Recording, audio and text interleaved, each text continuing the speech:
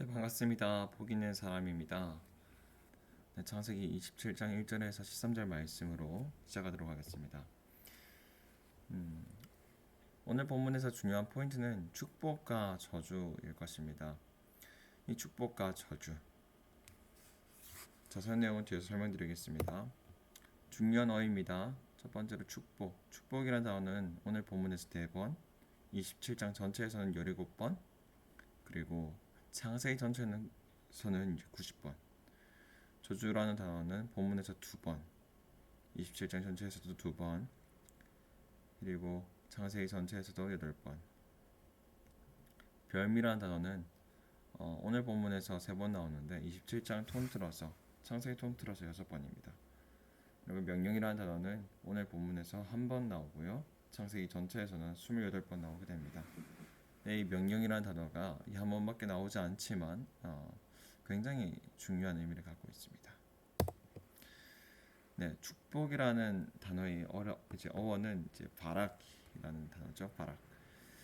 설명드린다면 이 축복이라는 단어는 창세기 전체에서 중요한 키포인트일 것입니다.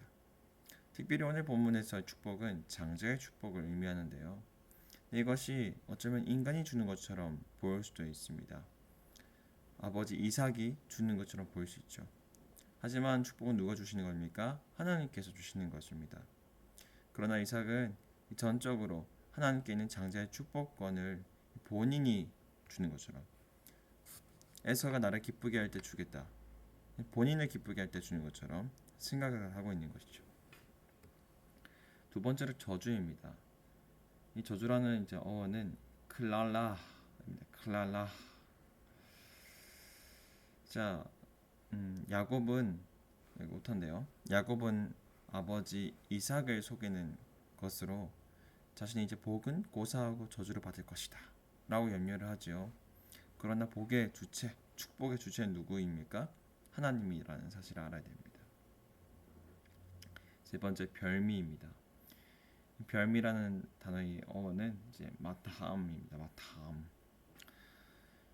이삭이 장자의 축복을 주기 위한 축제 분위기를 조성하기 위해서 별미를 준비해오라 라고 요구를 하시죠.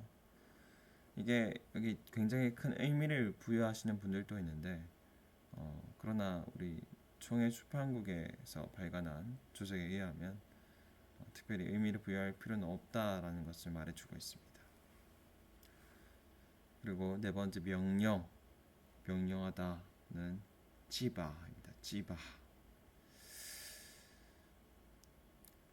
리브가가 야곱에게 명령을 하죠. 이 명령이라는 단어가 한 번밖에 안 나옵니다. 리브가가 야곱에게 명령하다. 이 창세기에서는 명령을 하는 동사는 하나님이 인간에게 하거나 혹은 왕이 사람들에게 하거나 혹은 하나님의 대언자로서 가진 사람들이 하나님의 대언자로서 권위를 가진 사람이 명령을 하는 경우가 있습니다. 그런데 여자가 이 명령을 한다는 경우는 흔치 않은데요. 리브가가 야곱에게 명령하는 모습을 볼 수 있습니다. 왜 이 여인에게 이 리브가에게 그런 권위를 주었는가? 성경은 왜 그렇게 권위 있는 말을 여자에게 쓰고 있는가? 그녀가 행하는 이 명령은 창세기 25장 23절에 근거한 말이기 때문입니다. 하나님께서 에서가 아니라 야곱을 내 장자로 너네의 대를 이을 사람으로 세우겠다라고 했던 말씀을 기억하고 있는 것이죠. 그래서 하나님의 말씀의 대리 수행자로서 명령을 내린 것입니다. 주요 등장인물 4명입니다. 첫 번째 이삭. 이삭은 축복의 대리권을 지닌 사람이죠. 그리고 대리권을 제대로 사용하지 않았습니다. 잊은 것인지도 모르겠지만 분명한 건 제대로 사용하지 않았습니다. 그래서 그 대리권을 남용하는 모습을 볼 수 있었죠. 두 번째로 에서입니다. 에서는 어쩌면 너무나 평범한 사람입니다. 세상의 순리를 따라 살아가는 사람이기 때문입니다. 그래서 사냥을 즐겼고 당연히 자신이 먼저 태어났기 때문에 자신이 장자권을 가질 것이라 생각을 했고 장자권을 굉장히 우습게 생각했던 사람이었죠. 리브가입니다. 리브가는 하나님의 약속을 기억하는 여인이었습니다. 그래서 이 남편의 실수를 대신해서 하나님의 통치가 임할 수 있도록 했던 자이죠. 그리고 특별히 오늘 본문에서 여자였음에도 불구하고 하나님의 권위로 명령하는 여인으로 나타내고 있습니다. 그리고 네 번째 야곱입니다. 이 야곱은 저주를 두려워하고 있습니다. 물론 본인도 장자를 되고 싶어 하죠. 그 시대 장자가 되는 것만큼 중요한 게 어디 있습니까? 하지만 자기가 아버지를 속이다가 저주를 받을까 두려워합니다. 그러나 결국 어떻게 됩니까? 하나님의 약속을 붙잡는 자이죠. 그 이름의 뜻도 발꿈치를 붙잡다입니다. 야곱. 본문의 전개 구조입니다. 발단, 전개, 위기, 절정, 결말 순서에 따라 나가겠습니다. 발단입니다. 죽음이 임박했음을 직감한 이삭이 에서에게 장자의 축복을 주려고 하는 모습이 있죠. 전개입니다. 이삭의 말을 들은 리브가가 야곱에게 상황을 설명을 합니다. 위기, 8절에서 10절에서 나타나는데요.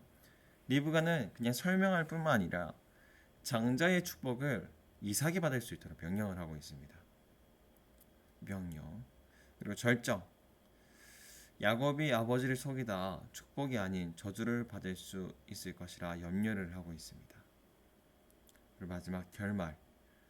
리브가가 찬한 야곱의 저주에 대한 염려를 본인에게 돌릴 것이니 재차 명령하는 모습을 결말 부분에서 볼 수 있습니다.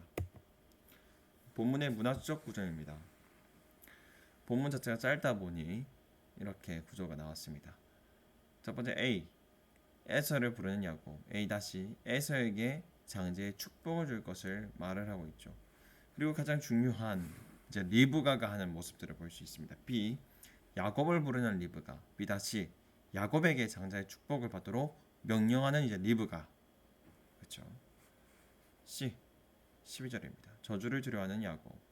C 다시 저주를 두려워 말라고 리브가가 재차 말하고 있습니다. 결론입니다. 연구를 통해 알 수 있는 저자의 의도는 축복과 저주의 주체자가 누구인가입니다. 하나님은 창세기 25장 23절을 통해 누가 장자가 될 것인지 말씀하셨습니다. 이것은 창세기 12장부터 이어지는 하나님의 통치의 연속성을 보이고 있죠. 이삭은 하나님의 약속을 잊었고 먼저 나온 에서에게 장자권을 주고자 합니다. 이삭은 그 대리권을 통해 나를 기쁘게 할 별미를 준비할 때 준다고 합니다. 그러나 이삭은 축복의 대리권을 지녔을 뿐입니다. 축복의 주체는 누구입니까? 축복을 줄 수 있는 분은 누구입니까? 바로 하나님입니다. 자, 그리고 오늘 본문에서 중요한 나오미. 이 나오미는 하나님의 말씀을 기억했던 자입니다.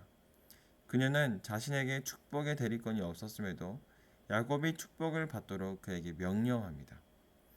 하나님의 말씀을 시행하는 대리자는 남녀에 따르는 것이 아닙니다.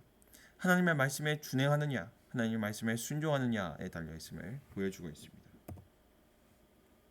그래서 설교 포인트를 잡자면 첫 번째로 축복과 저주입니다. 하나님께서 축복을 내리실 수 있고 하나님께서 저주를 내리실 수 있다는 것입니다. 그리고 이 축복의 주권자 그리고 축복의 대리자가 누구인지 잘 구분해야 됩니다. 근데 오늘 축복의 대리권, 축복을 주는 그 대리자인 이삭은 하나님의 말씀을 기억했습니까? 못했습니까? 기억하지 못했지요. 하지만 말씀을 기억했었던 리브가가 말씀의 그 축복의 대리자로서 어쩌면 축복을 받을 수 있도록 했던 자로서 말씀을 기억했던 자입니다. 그래서 설교를 하실 때에 하나님께서 축복과 저주의 주권자이고 그리고 그 축복의 주권자 그리고 대리자의 구분을 명확하게 알려주시고 그리고 말씀을 기억하고 있는가 25장 23절의 말씀을 기억하는 자와 못하는 자 이것을 포인트로 집어서 설교를 하신다면 오늘 본문에서 말하는 저자의 의도에 맞게 설교를 하실 수 있을 것 같습니다. 네, 지금까지 복 있는 사람이었습니다. 감사합니다.